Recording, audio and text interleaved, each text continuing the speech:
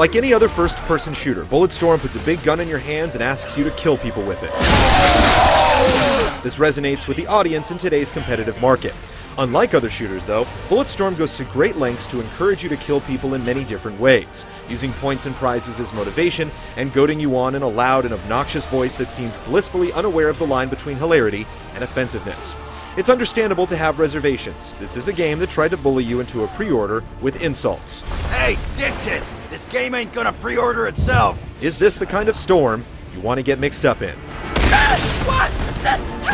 Warning, airlock safety release. Hey, third bounty hunter this week.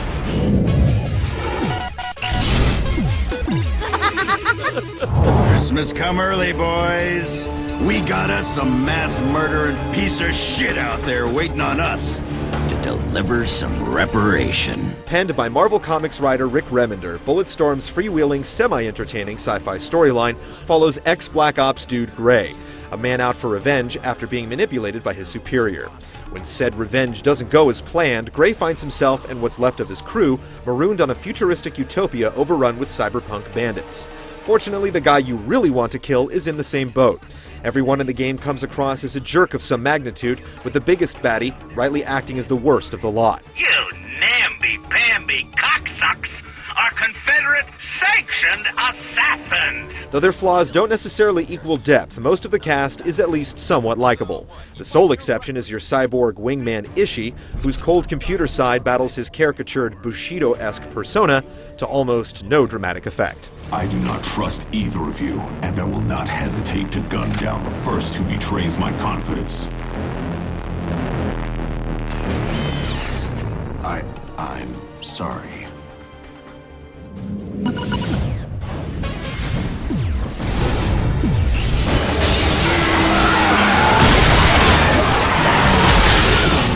Along with its incredible surplus of profanity and gore, Bulletstorm offers you a solid and varied 6 to 10 hour single-player run with an integrated point-based scoring system. Performing specific kinds of kills the game calls skill shots earns you credits, which you use to unlock weapons and power-ups from cash and carry kiosks. New stuff is unlocked as you gradually make your way through the game, and you use the tools at hand to clear a path ahead and ideally rack up big points with your creative kills.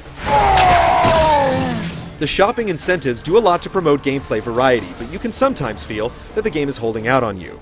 Everything is unlocked in a specific order, so your options are limited even when you're using chapter select or replaying the game. You could find that you've banked plenty of points, but have nothing to spend them on, especially near the end. Even so, killing, upgrading your kit, then killing people in new and exciting ways is a very satisfying loop.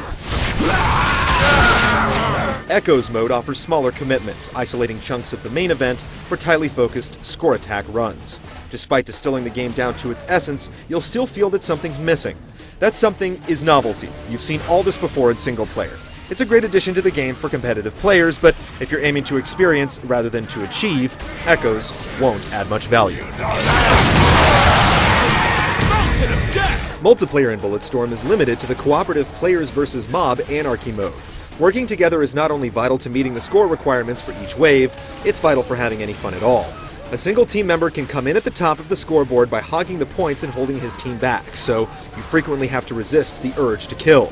If you can get a serious group together, it can be a fun experience, but well-organized play runs the risk of muting the chaos entirely, resulting in a job that's not unlike garbage disposal in a mildly unsafe work environment.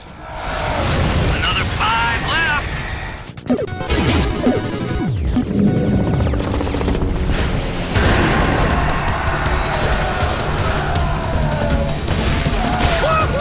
Bulletstorm's kill with skill tagline does indeed rhyme, and it fits easily on the back of the box, but it only vaguely describes the game's philosophy. You'll definitely need some skill, but what the game truly encourages you to do is kill in a variety of different ways. Each individual element of the game is tuned to provide diverse and varied carnage. The weapon set has a lot of power, with a reliable assault rifle supplemented with more specialized options like a bazooka that launches bouncing balls of doom, or a sniper rifle that lets you steer bullets into enemy skulls. Some weapons feel a little impractical, but you're rarely required to use a specific gun. The leash you acquire early in the game does a great job of bringing enemies to you so you can bring death to them, with a well-tuned aim assist and the ability to send a crowd of enemies into the air. Leashing is complemented by kicking, which sets your enemies up for more punishment and knocks them into various lethal objects, or vice versa. And while it's not quite as big a part of combat, your ability to slide takes the cake, allowing you to knock quick enemies off their feet and making getting around a level much more fun. You'll find yourself checking the in-game skill shot list as soon as you buy a new weapon or upgrade, though to avoid totally killing the thrill of discovery, the game keeps certain skill shots secret until you pull them off. While you might sometimes feel like you've been handed a giant to-do list, the majority of these maneuvers are actually satisfying and fun to pull off. There may be a few instances where you're denied credit for a shot that you were sure you made, but since you're not required to play a specific way, new opportunities are always around the corner. Bulletstorm does a very good job keeping its basic action interesting, switching up the tempo with classic shooter tropes like sniper time, on-rails turret action, and a weapon that lets you drive around a giant robotic dinosaur. Okay, so that one is kind of original. Less successful are the game's quick-time events, which have a passive fill-in-the-blank feel. Stakes also feel low when you're up against bullet fodder, especially outside the campaign, but there are plenty of aggressive enemies as well, including mass-produced mini-bosses with guns as big as yours. Oh, great. Where did this giant dick come from?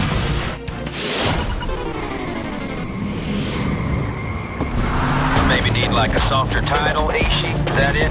How about, disagreeable person's disposal unit? A lot of the dumb, juvenile humor is likely going to fall flat on your ears, but no matter how you feel about its style, it's impossible to deny that the game is technically outstanding. You'll find some staggeringly realistic touches to a very cartoonish world that's filled with color, detail, and tons of stuff that causes death, destruction, and bloodshed. Generic action music does its job in that it gives you something to shoot to, but the voice acting really works hard to sell the package. Holy shit!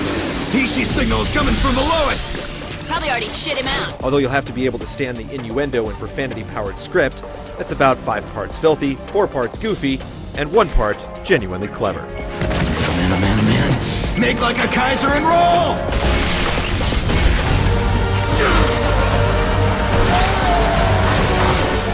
Whether Bulletstorm is a parody of other action games, a celebration of gaming's collective macho stupidity, or both, it works out pretty well. If you can make peace with the ridiculous vibe, it's almost a sure thing that you'll have fun with it. It doesn't have the legs to sustain it for months, so you might want to approach the game as one of its characters would approach a leather-clad Mad Max reject. Wham bam, thank you ma'am. See? You work together, you kill together.